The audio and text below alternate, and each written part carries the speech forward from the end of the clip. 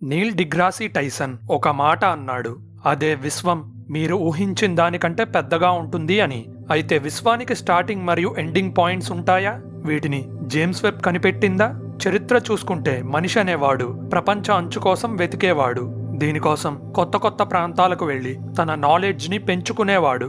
బీచ్కి వెళ్ళండి, దూరంగా చూస్తే ఆకాశం భూమి కలిసినట్టుగా కనబడుతుంది కదా, దీన్నే హొరైజన్ అంటారు. గతంలో ఈ హొరైజన్ అనేది ప్రపంచానికి అంచు అనుకునేవారు.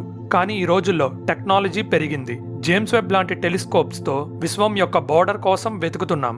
అయితే ఈ బోర్డర్ తర్వాత మొత్తం శూన్యమే ఉంటుందా, లేకపోతే మరో విశ్వం మొదలవుతుందా? ఇదే $1,000,000 ప్రశ్న. భూమికి అంచు ఉంటుంది, అలానే సోలార్ సిస్టమ్కి ఊట్ క్లౌడ్ అంచు అని తెలుసు. చివరికి పాలపుంతకు కూడా అంచు ఉంటుంది అని గుర్తించాం. అయితే విశ్వం అక్కడితో ఆగిపోదు. ప్రస్తుతానికి భూమి నుండి అన్ని వైపులా 46.5 బిలియన్ కాంతి సంవత్సరాల దూరం వరకు చూడగలుగుతున్నాం. అంటే మన టెక్నాలజీ ఒక 93 బిలియన్ కాంతి సంవత్సరాల డయామీటర్ ఉన్న గోళం లోపల ఉన్న ఏరియాని మాత్రమే చూడగలుగుతుంది. దీన్నే అబ్జర్వబుల్ యూనివర్స్ అంటే మనం గమనించగలిగే విశ్వం అనొచ్చు. కానీ ఆ తర్వాత విశ్వం ఇంకా ఉంది. అయితే అబ్జర్వబుల్ యూనివర్స్ అంచున కనిపెట్టిన స్టార్స్, గ్యాలక్సీస్ మన ఊహలకందని విధంగా ఉన్నాయి. కానీ వీటన్నిటినీ శోధించాలి అంటే కొన్ని వేల సంవత్సరాలు పడుతుంది. కొన్ని ఎస్టిమేషన్స్ ప్రకారం విశ్వం అంచున కనిపెట్టిన గ్యాలక్సీస్ పూర్తిగా ఫామ్ అయ్యి ఉండకూడదు. అంటే ఇవి చాలా చిన్నగా ఉండాలి, వాటిలో చాలా తక్కువ స్టార్స్ ఉండాలి. కానీ జేమ్స్ వెబ్ కనిపెట్టిన గ్యాలక్సీస్ చాలా పెద్దగా, ఫుల్గా డెవలప్ అయి ఉన్నాయి. మన మనుషులు చాలా simple minded.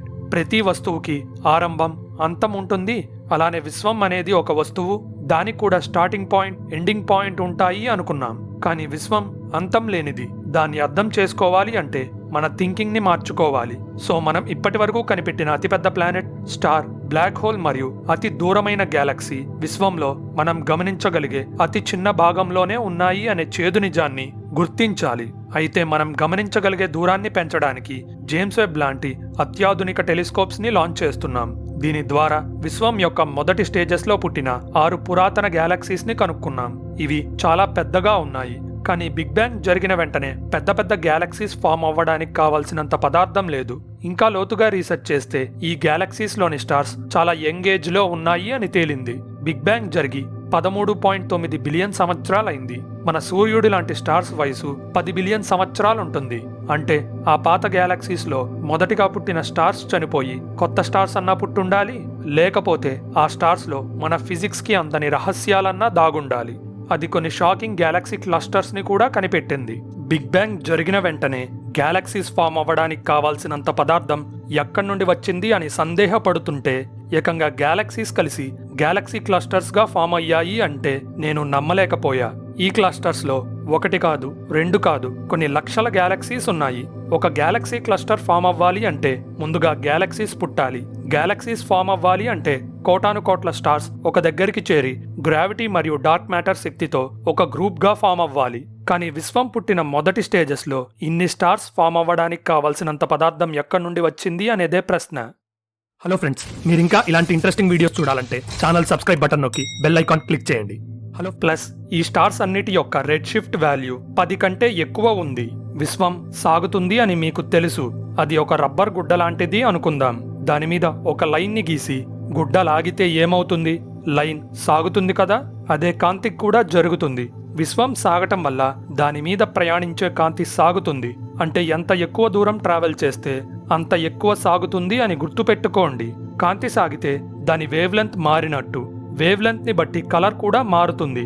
So big bang జరిగిన వెంటనే పుట్టిన స్టార్ నుండి బ్లూ కలర్ కాంతి వచ్చింది అనుకుందాం. కానీ అది జేమ్స్ వెబ్ టెలిస్కోప్ వరకు వచ్చేసరికి దారుణంగా సాగటం వల్ల రెడ్ కలర్ లోకి మారుతుంది. ఈ ప్రాసెస్ ని రెడ్ షిఫ్ట్ అంటాం. అంటే రెడ్ షిఫ్ట్ ఎంత ఎక్కువ ఉంటే ఆ వస్తువు మన నుండి అంత ఎక్కువ దూరంలో ఉందని అర్థం. రెడ్ షిఫ్ట్ వాల్యూ 10 అంటే ఆ వస్తువు పుట్టి 13.18 బిలియన్ సంవత్సరాలైంది. అంటే బిగ్ బ్యాంగ్ జరిగిన 882 మిలియన్ సంవత్సరాలకే పుట్టింది అని అర్థం. ఈ రిజల్ట్స్ చూసి సైంటిస్టులు షాక్ అయ్యి జేమ్స్ వెబ్ లో ఏదో లోపం ఉంది అనుకున్నారు. స్పెక్ట్రోస్కోపీ అనే పద్ధతి ద్వారా ఈ రెడ్ షిఫ్ట్ అయిన కాంతిని అనలైజ్ చేశారు. దూరం నుండి వచ్చిన కాంతి వేరువేరు కాంతులతో కలిసి ఉంటుంది. వాటిని విడగొట్టి ఏ కాంతి ఏ వస్తువుది అని తెలుసుకోవడాన్ని స్పెక్ట్రోస్కోపీ అంటారు. అలానే స్పెక్ట్రోస్కోపీ ద్వారా ఆ వస్తువు యొక్క లక్షణాలు ప్లస్ అందులో ఏ ఏ కెమికల్స్ ఉన్నాయో తెలుసుకోవచ్చు. దీని ద్వారా విశ్వంలో మొదటి స్టేజెస్లో పుట్టిన ఈ 6 గ్యాలక్సీస్ చాలా పాతవి, ప్లస్ అందులోని స్టార్స్లో హెవీ ఎలిమెంట్స్ ఉన్నాయి అని తేలింది. విశ్వంలో పుట్టిన మొదటి స్టార్స్లో హైడ్రోజన్, హీలియం తప్ప వేరేవి ఉండకూడదు. ఎందుకంటే బిగ్ బ్యాంగ్ జరిగినప్పుడు హైడ్రోజన్ మరియు హీలియం మాత్రమే ఎక్కువ మొత్తంలో పుడతాయి. ఈ కెమికల్స్ కలిసి మొదటి స్టార్స్ ని పుట్టించాయి. మరి ఇప్పుడు భూమిలో ఉన్న ఐరన్, సిలికాన్, మెగ్నీషియం లాంటి బరువైన ఎలిమెంట్స్ ఎలా పుట్టాయి? పుట్టిన ప్రతి వస్తువుకి అంతం ఉంటుంది. అలానే స్టార్స్ కూడా పేలిపోయి చనిపోతాయి. ఈ పేలుడులో పుట్టిన వేడి కెమికల్స్ ని కలిపి హెవీ కెమికల్స్ గా మారుస్తాయి. అంటే హీలియం కలిసి లిథియం, ఇలా కార్బన్, నైట్రోజన్, ఆక్సిజన్, ఐరన్ వరకు పుట్టొచ్చు.